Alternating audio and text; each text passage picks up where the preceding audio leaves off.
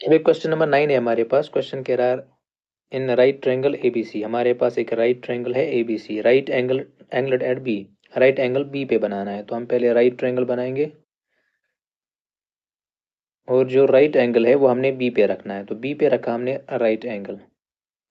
अब यहाँ पे हम ए रखेंगे और यहाँ पे सी। उसके बाद क्वेश्चन कह रहा है tan A is equal to 1/√3।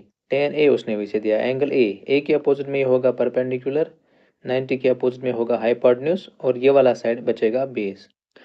तो टेन ए उसने वही से दिया है, टेन ए है बराबर 1/√3 के।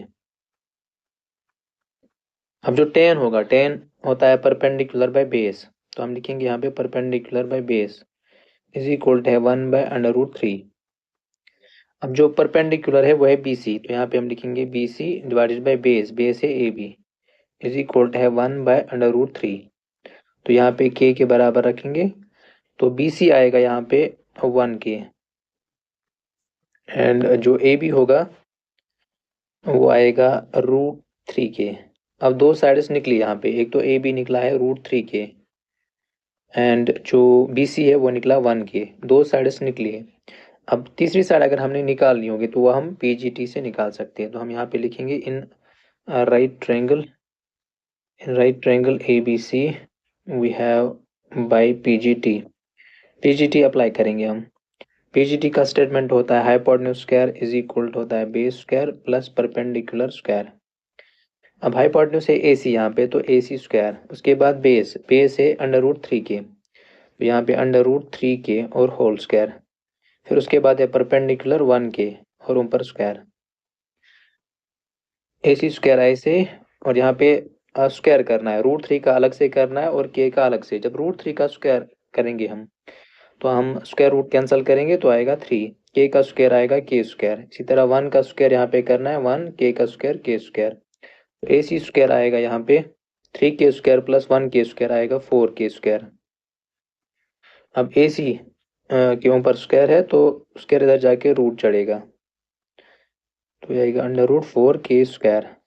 अब ए सी की वैल्यू आएगी 4 का रूट का मतलब होता है अब कौन सा नंबर हम अपने आप से दो बार मल्टीप्लाई करें, पॉजिटिव नंबर, तो 4 आना चाहिए, तो वो है 2, के स्क्वायर का रूट है के, तो ए सी निकला यहाँ पे 2 के।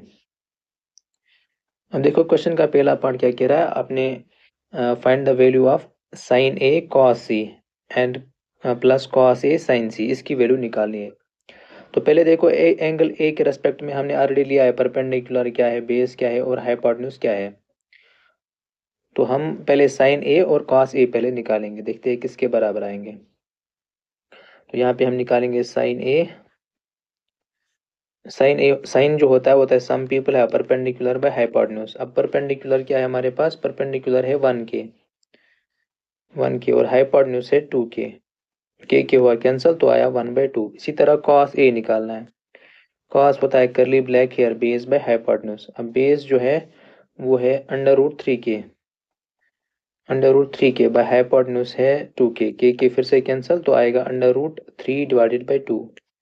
तो ये था एंगल ए के रेस्पेक्ट में। अब उसके बाद हमने क्या निकालना है, एक तो निकालना है साइन सी और कॉस सी।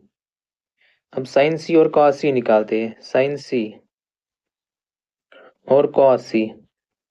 अब एंगल चेंज हुआ, अब एंगल सी आया, तो इसका मतलब बेस और परपेंडिकुलर इंटरचेंज होंगे आपस में। अब एंगल सी आया तो सी के अपोजिट में ये वाला अब आएगा परपेंडिकुलर, तो परपेंडिकुलर है √3 के और हाइपोटेन्यूज 90 के अपोजिट में ही होगा, ये चेंज नहीं होगा क्योंकि ये लॉन्गेस्ट साइड होगा तो ये चेंज नहीं होगा। अब ये जो रिमेनिंग साइड बचा है तो ये होगी बेस। अब बेस है 1 के एंड परपेंडिकुलर है √3 के।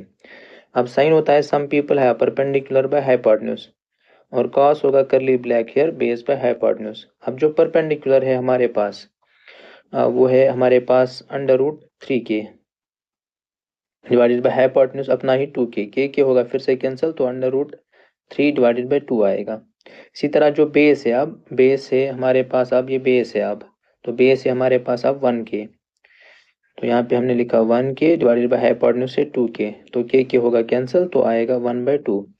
अब जो पहले पार्ट में हमने वैल्यू निकालनी वो है sign A cos C plus cos A sine सी। तो यहाँ पे हम पहला पार्ट लिखते हैं sign A cos C plus करना है कॉस ए साइन सी, इसकी वैल्यू हमने फाइंड करनी है। अब इसकी वैल्यू हमने फाइंड करनी है, तो साइन ए निकला है 1/2, 1/2, तो यहाँ पे हमने वैल्यू दी 1/2। फिर इनटू में कॉस सी भी आया है 1/2, तो यहाँ पे 1/2 प्लस कॉस ए √3/2, तो यहाँ पे वैल्यू √3/2। फिर है साइन ए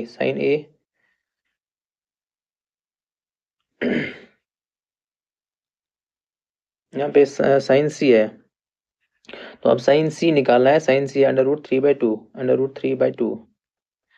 अब यहाँ पे मल्टीप्लाई करना है, 1 इंटू 1 आएगा 1, 2 2 ज़र 4, √3 इंटू √3 होता है 3, क्योंकि √3 इंटू √3 होगा √9, 9 का रूट फिर 3 आता है। इसी तरह 2 2 ज़र 4 आएगा। अब यहाँ पे क्या करना है, अब डिनोमिनेटर सेम है तो 2 की जगह हम एक ही लिखेंगे, तो ऊपर है 1 + 3 आएगा 4, 4/4 आएगा 1, तो इसका मतलब sign A cos C plus cos A sine सी की वैल्यू आई 1। अब उसके बाद जो दूसरा पार्ट है, नेक्स्ट पार्ट, सेकंड पार्ट, वो है हमने किसकी वैल्यू निकालनी है, वह है cos A cos C minus sign A sine सी। तो ये पार्ट है cos A cos C minus sign A sine C, इसकी वैल्यू हमने फाइंड करनी है। अब कॉस ए जो है, कॉस ए की वैल्यू आई है √3/2, तो यहाँ पे हमने लिखा √3/2। अब उसके बाद है कॉस सी की वैल्यू आई है 1/2, तो 1/2। उसके बाद साइन ए भी आया है 1/2, साइन ए 1/2 इंटू करना है साइन सी, तो वो आया है √3/2।